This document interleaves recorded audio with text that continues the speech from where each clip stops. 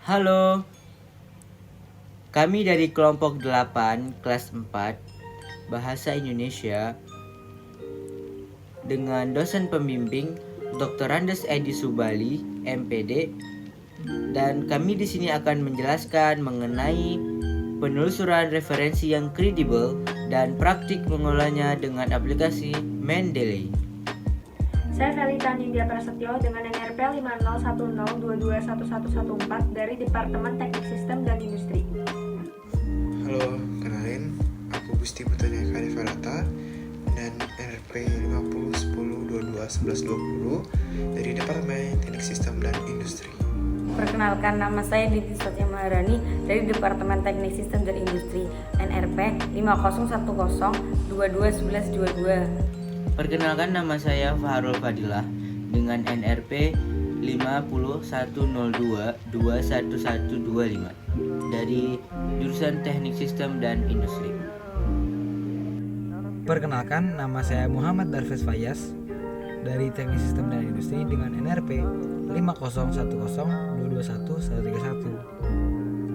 Perkenalkan, nama saya Muhammad Ramudia Tegar Wibowo dari Teknik Sistem dan Industri dengan NRP 5010221137. Pada kesempatan kali ini, saya ingin menjawab soal nomor 1, yaitu menulis ilmiah wajib diawali dengan kegiatan mencari atau menggunakan referensi yang kredibel. Mengapa? Nah, jadi seorang penulis itu harus cermat, tepat dan juga teliti. Hal tersebut dibutuhkan untuk mendapat sebuah tulisan yang mudah dibaca dan tidak mengandung kesalahan informasi. Kesalahpahaman dapat terjadi akibat adanya kalimat yang tidak efektif, tulisan yang sulit dicerna, memilih kosakata yang kurang sesuai, ataupun paragraf tidak koheren, dan juga penempatan tanda baca yang tidak sesuai. Oleh sebab itu, seorang penulis itu harus mencermati penulisannya dengan baik dan benar sebelum melakukan publikasi. Sebuah tulisan akan lebih mudah dibaca jikalau penulis mau menerima kritikan dan saran untuk perbaikan, terutama dari seorang editor. Artikel atau buku yang ditulis akan banyak dibaca orang jika tulisan tersebut bermanfaat. Namun, orang akan malas jika membaca artikel atau buku tersebut jika kalimatnya sulit dipahami. Oleh sebab itu, ada dua hal yang perlu dimiliki oleh sebuah tulisan ilmiah, yakni bermanfaat dan juga mudah dipahami. Jadi, sebuah prinsip dasar yang perlu kita patuhi dalam menulis karya ilmiah itu adalah tidak melakukan pelanggaran ilmiah. Yang antara lain itu ada 3. Yang pertama, fabrikasi atau fabrication.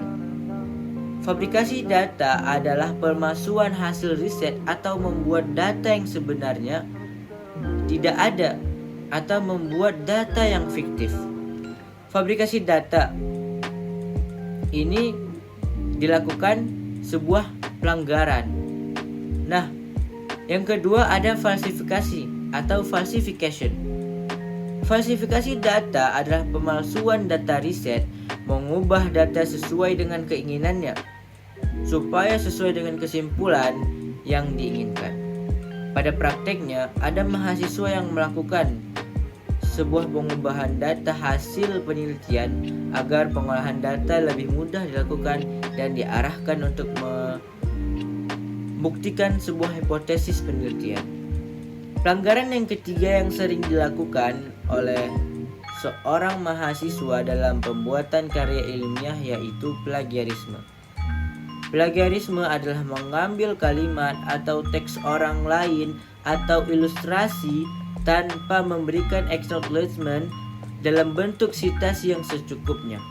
Padahal yang seharusnya dilakukan adalah menguji hipotesis dan menggunakan teknik analisis data yang sesuai jika tidak dapat diolah dengan teknik yang telah direncanakan.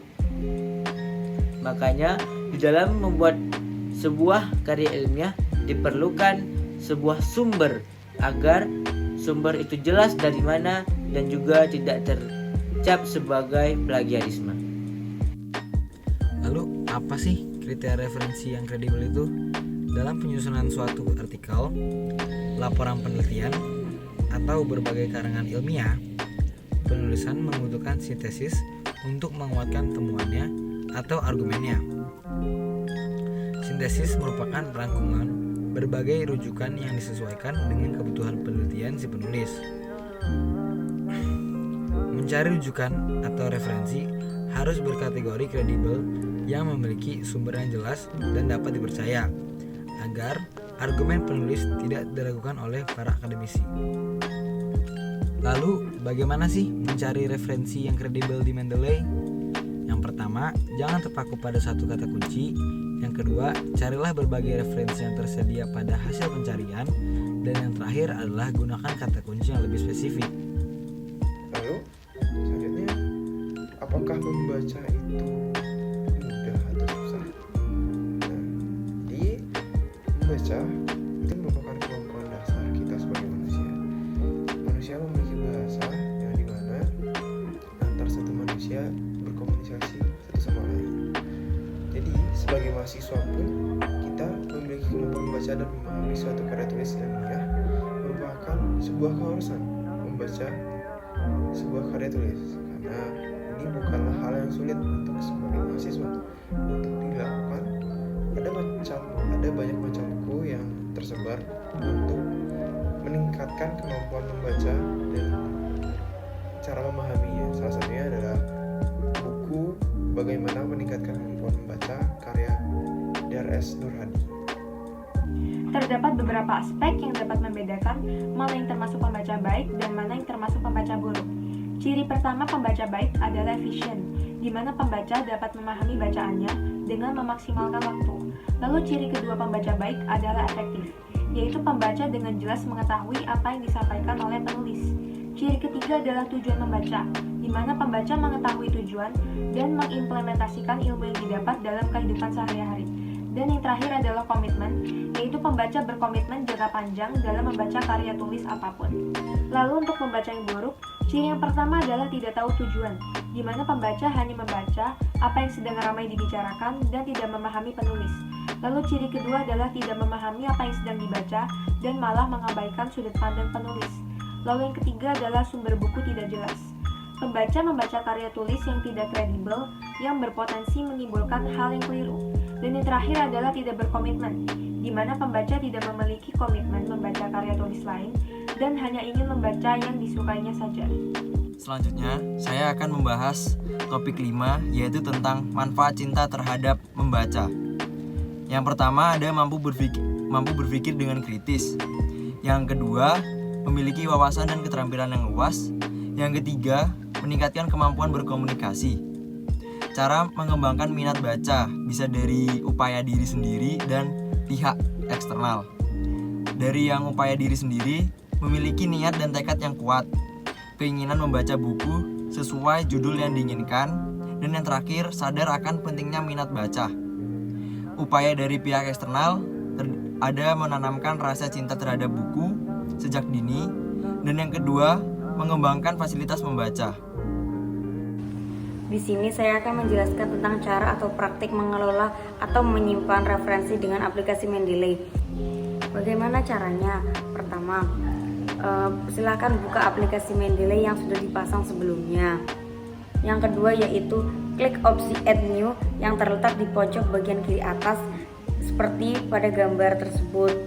Setelah muncul jendela baru, pilih jurnal atau referensi yang akan Anda input ke dalam aplikasi Mendeley. Setelah Anda memilih jurnal atau referensi yang akan Anda input ke dalam aplikasi Mendeley, maka secara otomatis referensi tersebut akan tercantum pada daftar referensi. Proses penginputan atau memasukkan referensi ke dalam aplikasi Mendeley telah selesai. Sekarang saya akan menjelaskan mengenai praktik menggunakan Mendeley untuk membuat daftar pustaka dan kutipan di dalam Microsoft Word. Untuk membuat kutipan, pertama-tama buka aplikasi Mendeley versi desktop, kemudian pilih Install Microsoft Word Plugin. Setelah itu, buka menu Reference di Microsoft Word, kemudian pilih Insert Citation. Lalu pilih salah satu jurnal yang akan dikutip, kemudian klik Cite. Sama halnya dengan membuat daftar pustaka, pertama-tama buka aplikasi Mendeley, lalu klik kanan pada jurnal yang akan dimasukkan ke dalam daftar pustaka, lalu arahkan pointer ke opsi Copy As. Selanjutnya, klik Formatted Citation, lalu tempel atau paste formatted citation yang sudah di-copy tadi ke dalam daftar pustaka. Dan daftar pustaka sudah jadi.